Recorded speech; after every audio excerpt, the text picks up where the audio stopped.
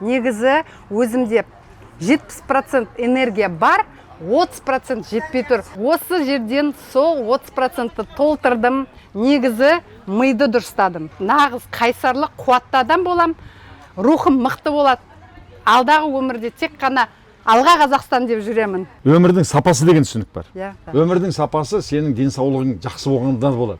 Ал енді сенде дүниең бар, қымбат көлігің бар, қымбат үйің бар, бриллиантың бар, ауырып жатсаң, ол өмір сапасыз деген сөз. Сондықтан ең бірінші денсаулық, содан кейін басқа дүние. Солай ғой?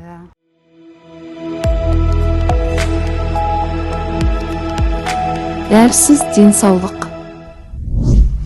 Мен көрсетіп жүрген тыныс алу жаттығулары, мұздай сумен шынығу, ағза тазалау, бәрін сіз тек қана дәрігердің кеңесімен, болмаса біздің орталыққа келіп жасаңыз.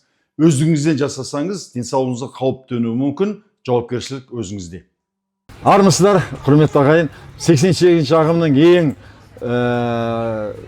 табанды, ең мейірімді, ең ақпейіл жандары бізге сұхбат беріп алғысын айтайын деп отыр. Соның бірі Салтанат қарындасымыз. Ақтөбеден Қай жылғысыз? 72-ші жылғы. Маған қарындас боласыз.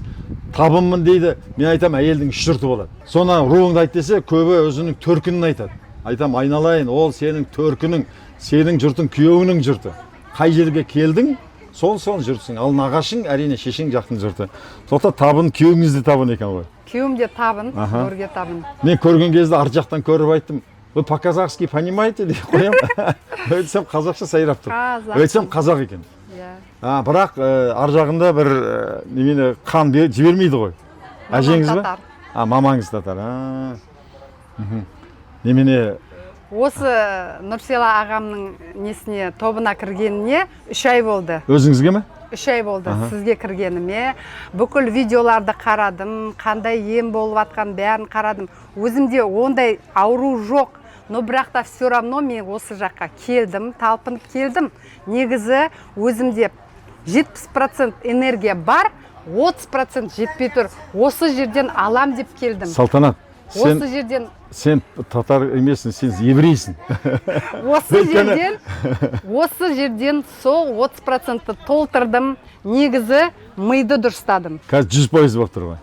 100%. Миында осындай нелер болды, қателестікте болды. Ол тағдыр, ол сынақ деген болды. Акасы ол сынақ емес те, тағдыр емес те. Әрбір адам өзінің тағдырын өзі жасайды. Алла ақыл береді, қайрат береді, да? Өзіміз продюсер боламыз, өзіміздің өмірімізге. Сол үшін осы жерде нағыз қайсарлық, қуатты адам болам, рухым мықты болады. Алдағы өмірде тек қана алға Қазақстан деп жүремін. Керемет. Мен жаңа неге еврейсің деп қалжыңдап жатырмын. Мынандай бір жаман, бір қалжың анекдот бар. Айтады, еврейлер ауырмай тұрғанда барады екен дейді. Алдын алу үшін, Салтанат сияқты. Ішерім ауырмайды, бірақ ауырмау үшін мен жолын іздеуім керек. Орыстар ауырға бастағанда барады дейді. Ал қазақ ауыру асқынып өлейін дегенде келеді дейді. Ал енді қазақтың айтатын сөзі бар. Ауырып еміз дегенше ауырмайтын жол ізде деп еріммен айтамыз. Ал өмірдегі іс әрекетіміз мүлде басқа. Сондықтан еврейден үлгі алған Салтанат, полукровка өзі. Мен мынандай арық адамда ауру көп бола қоймайды. Ол енді Салтанат құпиясын айтшы, бұл кешеден берілген ба, жоқ өзің спорттың арқасы ма? Спорт арқылы. Спорт, дұрыс тамақтану. Дұрыс тамақтану. Тек қана мұздай суға түспеппін. Сол үшін мұнда келіп, мұздай суға үйреніп, сразу прямо жүзіп кеттім даже. Да? Я бассейнде жүзетін болдым. Мұздай бассейнде, да? Я. Күшті. Менің белім жазылды. Ұйықтай алмайтынмын. Немнен седалищный нервтан. Күшті болдым. Тауба. Рахмет. Барлықтарыңызға рахмет. Жұмыс істеп жатқан қыздар, ұлдарға рахмет. Бәріне міне жақсы. Сол үшін сіздерге айтатыным, ауырып жатқан жоқпын, бармайым деп ойламаңдар. Мына жерге келіп, сразу миды дұрыстау керек. Миды дұрыстасаңыз, ешқашан уже ауырмайсыз. Алдағы өмірде бақытты, қуатты болып жүресіңдер. Сол үшін келіңдер. Міне дұрыс айтады. Ауру кіріп кеткеннен кейін, оны шығару, еліңе жау кіріп кеткеннен кейін шығару сияқты өте қиын. Ал кірмей тұрғанда шекараңды шегендеп қойсаң, ауруды кіргізбейсің. Ол үшін иммунитет жақсы болу керек. Соны айтып отырмын, кей адамға туа бітеді осындай денсаулық арықтау болады. Ал кей адам, мысалы, мен де толыққа неменен бейіммін. Мен артық тамақ ішіп жатсам, бір айдың ішінде 90-100-ге Мен де кетіп қаламын. сондаймын. Сондайсыз ба? Мен өзімді тексердім, қыста 67 килолы болып кеттім. Сосын бір ай жарым ішінде айттым, бұл менікі емес, маған жақпайды бұл. Жараспайды да, жақпайды да. И бір ай жарым ішінде 57 килограммға қайтып келдім. 10 келі тастадым. Жарайсыз, молодец. Негізгі адам ең біріншісі өзін жақсы көріп, өзін жақсы көрген өзінің тәнін жақсы көріп. Ең бірінші сыйлайтын мынау сенікі ғой, это жеке меншігің, собственность. Тәнін сыйламаған адам басқа ештеңеге қол жеткізе алмайды. Салтанат сияқты болыңыздар.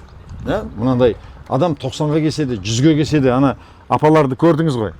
Турникке тартылып, жүзасына шпагат қотырып. Негізі сондай нем бар. Өмірдің сапасы деген түсінік бар. Качество жизни. Да. Өмірдің сапасы сенің денсаулығың жақсы болғанда болады.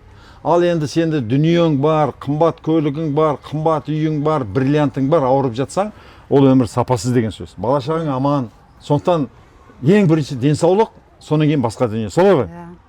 Міне Салтанат қарындасымыздан үлгі алыңыздар, өзіңізді сыйлаңыздар, өзіңізді құрметтеңіздер, ол үшін ерік жігер керек.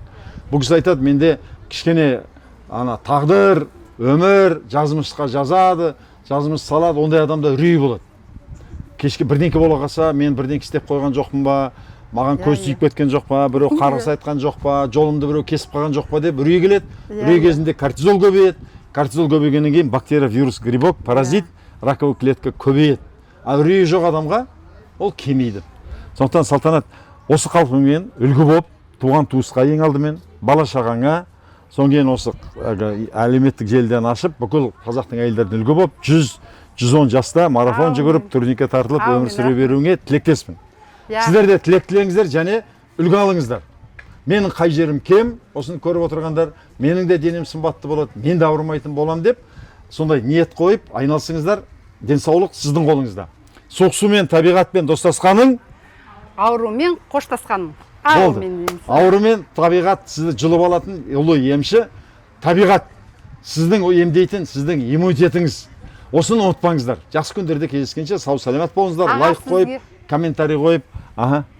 Нұрсила Ахметбек аға, сізге үлкен ризашылық білдіремін. Рахмет айтам сіздің топтарыңызға, бүкіл сіздің қасыңызда жүретін көмекшілеріңізге бәріне ұзақ өмір тілеймін. Рахмет. Сіздер сияқты бүкіл Қазақстан қуатты болып, милары дұрыс болып, алға Қазақстан деп жүретін болсын. Сізге де соны тілейміз. Жақсы күндерде кездескенше сау саламат болыңыздар. Аумин.